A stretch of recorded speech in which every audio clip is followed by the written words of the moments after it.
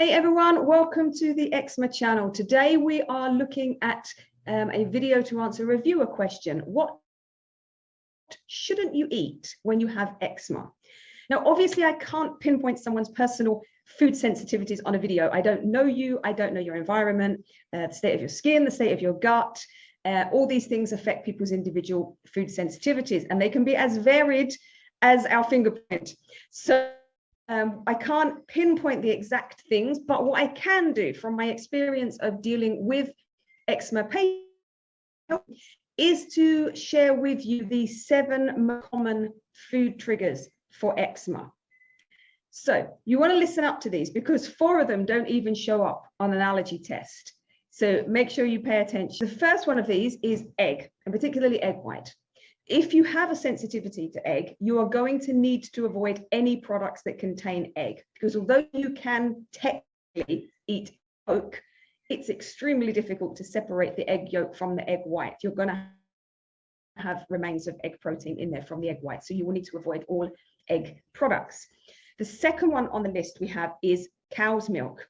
So cow's milk is, I'm not talking about lactose intolerance. That typically affects the gut, and that's due to a lack of an enzyme that breaks down the lactose in the milk. This is an allergy to cow's milk protein. Casein is a big one. It's very common that people can be allergic to casein. If you have a sensitivity to cow's milk, it can cause eczema flares, but some people have found they can switch their milk and have goat's milk and the eczema improves. However, it depends on the sensitivity to that protein, because most animal milks have some proteins that are similar in structure. So like with my children, they were highly sensitive to cow's milk protein. They could not have any mammal milk at all, apart from my milk when I was breastfeeding. But they couldn't have goat's milk. They couldn't have, even some people are having camel's milk now. They wouldn't be able to tolerate that. So we had to come off all milk, and we had to come off soya as well, because the soya protein has a structure to cow's milk. So there's a lot of cross-reactivity between cow's milk and soya. So don't be surprised if you're allergic to cow's milk, that you can also be allergic to soya as well. And I said, not everybody, there's a lot of people switch from cow's milk to goat's milk and it improves eczema. It doesn't always. It does depend on how sensitive you are to the milk protein. So that's number 2. Number 3 is nuts, and particularly peanuts. Statistics show that if you have an egg allergy and you have eczema, you have an extremely high likelihood of being allergic to peanut as well. Unfortunate, that's just how the stats go. I don't understand why, but that's how it goes. So I would advise you getting allergy tested for these 3 things: the egg white, the cow's milk, and for nuts allergies. I would advise you get an allergy tested for those. But the next 4 often cause eczema flares, but they will give you a negative skin prick test if you go for allergy testing on them, or very often. So the first one of these, which is number 4 on our list, is citrus fruits. So all the oranges, lemons, limes, grapefruits, all of those. They often cause eczema flares without actually giving you an allergic reaction. That's why you get a negative allergy test. You're not actually allergic to them. But the problem with citrus fruits is they naturally contain high levels of histamine. And as an eczema sufferer, you already have high levels of histamine in your body. Histamine is what causes the itching and the redness and the irritation in your skin. When your levels go too high in your body, you display the symptoms of an allergic reaction. So if you already have levels that are bouncing just underneath your threshold for an allergy symptom or for allergy symptoms, and then you eat some food that's high in histamine, then that goes into your bloodstream as well, and it pushes you above the threshold for you to display allergy symptoms. And that's why citrus can cause eczema flares. Similarly, nightshades are another one that are very high in histamine, and they can do the same thing. So nightshades, some people don't know what nightshades are, but there's a whole group of very they are tomatoes, potatoes, sweet peppers, chilies, cayenne pepper, aubergines. All of these are members of the nightshade group.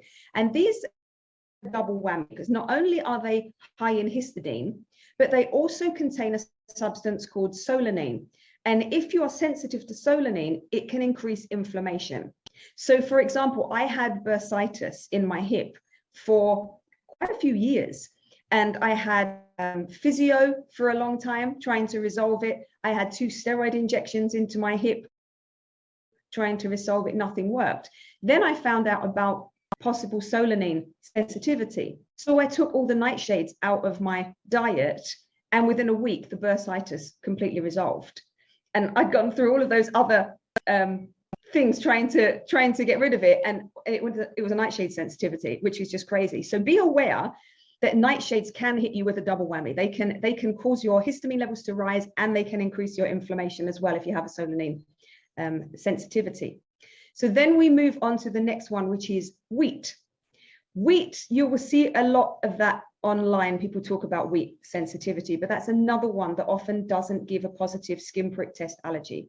Wheat can involve a different antibody. When they skin prick test you, they're looking for IgE allergy antibodies, but wheat can involve an IgG antibody, and that doesn't always flare even the same day. It can flare up to 3 days later. And if you're eating something that is causing an eczema flare in 3 days' time, you are not going to remember what you ate, and you're not going to be able to correlate what it was. So if you are going to have allergy tests, I would advise you ask for a test for wheat, but I would recommend that you ask for a non-IgE blood test for wheat, just to see if you've got this IgG reaction, because my kids had that, and they would flare after. It wouldn't be the same day, it would be 3 days later they would flare with eczema from wheat consumption. And the last one on our list is fermented products. Fermented products are very high in histamine, and that includes things like cheese, alcohol, especially wine, and you've got grilled meats, smoked meats and fish. Soy sauce can be fermented, that can be high in it, vinegar, and fermented vegetables. So things like sauerkraut can be high in histamine, so people can have eczema flares when they eat those. One thing I would say about fermented vegetables like sauerkraut, or especially if you make your own lacto-fermented vegetables, they're very beneficial because of the probiotics that are in them. And not all fermented vegetables are high in histidine. It's how they're prepared. If you prepare your own fermented vegetables and you are very strict at keeping a weight on them and keeping them submerged underneath the brine, they have no contact with the air.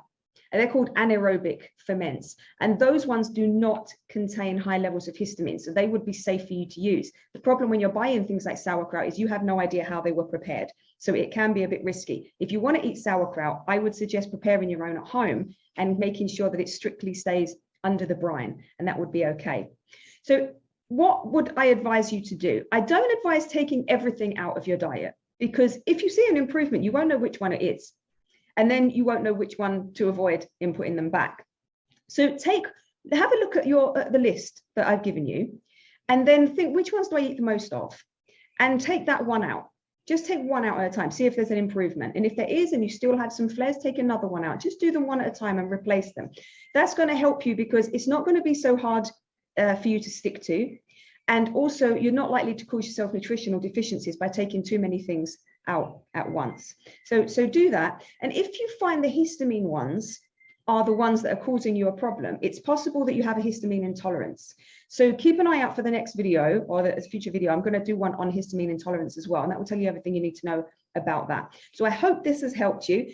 Don't forget to like, subscribe, and share this video, and especially in your social media and in any eczema groups that you belong to, because I want to help more people with eczema. There's lots of information on this channel that will help people, and it's free. So please go into your eczema groups and share it, and let's help more people with eczema to find real answers. So I'll see you in the next video. Bye for now.